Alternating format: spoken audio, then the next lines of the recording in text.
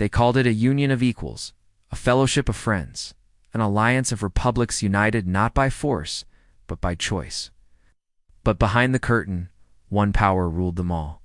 The Soviet Union, USSR, a term so ingrained in our memories, we forget that it was just a name, a word, a label. But why? Why did they choose this particular word? What was the idea behind it? And was it ever a true union, or just Russia by another name? It's me. This is my channel, and you are watching this channel.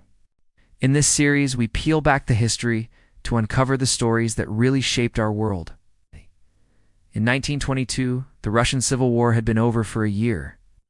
The Bolsheviks, led by Vladimir Lenin, were in control of most of the former Russian Empire. What they wanted was stability. What they needed was legitimacy. So they came up with a solution: create a new state, a union of Soviet Socialist Republics, USSR. It would include Russia, Ukraine, Belarus, and Transcaucasus, which included Georgia, Armenia, and Azerbaijan. They were equals, partners, comrades, brothers, friends. Each republic within the Union was sovereign, independent, free. Theoretically, there could be no interference in internal affairs. No dictation from Moscow, no control over their economy, their culture, or their people. It was a grand idea. It was a bold idea. It was a beautiful idea. A voluntary federation of equals. But beneath the flag, a darker story was unfolding. We can see it in the documents, the very documents that proclaim the greatness of this union, the very laws that talk about the rights of republics and their citizens. For example, Article 1 of the USSR Constitution reads, "The USSR consists of Russia, Belarus, and Ukraine as equal Soviet republics." But look closely.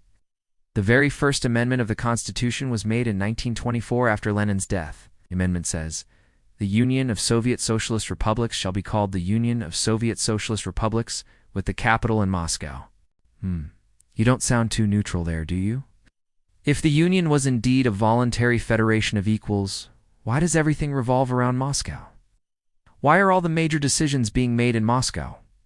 Why does Moscow get to name the capital? Why does Russian become the official language? Why not the Ukrainian or Georgian or any other language? Was this truly a union of equals? But before we continue, we have a favor to ask. This show is growing faster than we can keep up with the YouTube algorithm. So if you want to help us grow even faster, please consider subscribing to our channel. It takes less than 2 seconds and means a lot to us. Thanks. Now back to the show. On paper, the USSR was a union of equals. In reality, it was a political system in which Russian-dominated Soviet bureaucracy imposed its will on the non-Russian republics. How did they do it? Well, let's go back to those documents. Article 127 of the Constitution says, "The USSR guarantees to each of its republics the right of exercising state sovereignty within the limits of the powers of the USSR," and then immediately in parentheses, "this does not include foreign affairs, its regulation of interstate commerce, or the formation of a unified state system."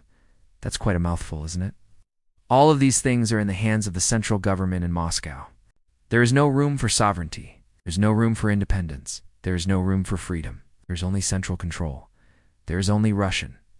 The plan was simple. Impose the Russian language, impose Russian culture, impose Russian customs and traditions. Do that, and you impose Russian values. The hope was that in time, ethnic Russians would move into the non-Russian republics and turn them into Russian. But the Great Migration never happened. So instead, the Soviets brought in a new method of turning everyone Russian force. The policy was called Koreanization. It meant replacing the local elites with Russians. Latvians were sent to Siberia. Greeks were deported to Central Asia. Germans were expelled from the Baltic states. And everywhere else, Russians moved in. By 1934, ethnic Russians made up 2/3 of the population in Estonia, Latvia, and Lithuania. Now, the bigger goal here was to turn the USSR into a modern, industrialized state. And in that, they succeeded. But at what cost? How many lives were ruined? How many families torn apart? How much blood was spilled in the name of this great Russian dream? But the story doesn't end there. It continues with a man named Joseph Stalin. When he came to power in the 1930s, the Soviet Union became, well, not exactly a union, but an empire. Under Stalin, the Soviet Union grew from a collection of republics into a totalitarian state. As the leader of the Communist Party, Stalin had absolute power. He imposed forced collectivization of agriculture, rapid industrialization, and an aggressive foreign policy. Those who opposed him ended up in labor camps, gulags, where they either died of exhaustion or were shot. Millions starved during the forced collectivization of agriculture. Millions perished during the Great Purge. When Stalin turned against his own party, entire ethnic groups were massacred. Poland was invaded. Baltic states were occupied. Finland was fought over. And through it all, the dream of a union of equals was buried.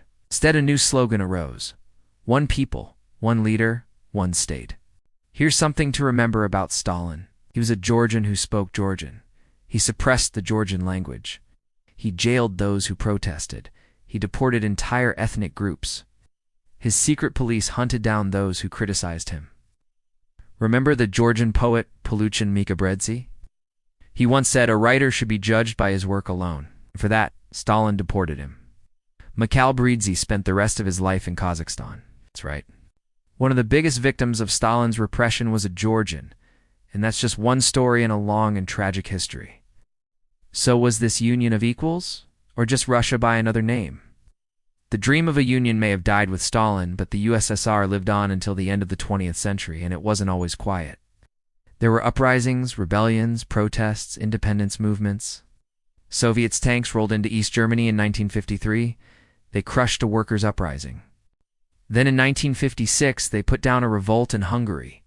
It was a brutal reminder of who was in charge. It was a brutal reminder of how fragile this union was. Then came World War II and the emergence of the Iron Curtain. In 1945, the USSR was at its greatest territorial extent. Most of Eastern Europe was under Soviet control. The USSR had become a superpower, but this came at a cost. Now millions lived under Moscow's shadow. They had lost their sovereignty. They had lost their independence. They had lost their freedom.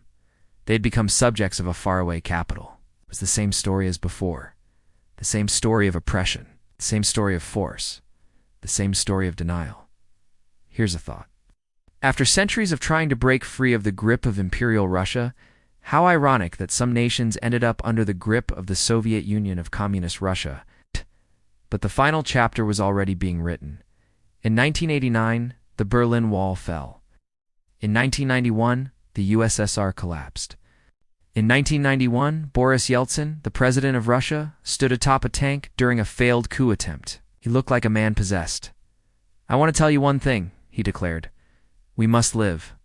We will not be like before. Let them all come. The Baltic states. Let them leave. We will be with you." And as it turns out, they did. By the end of 1991, the Soviet Union was no more.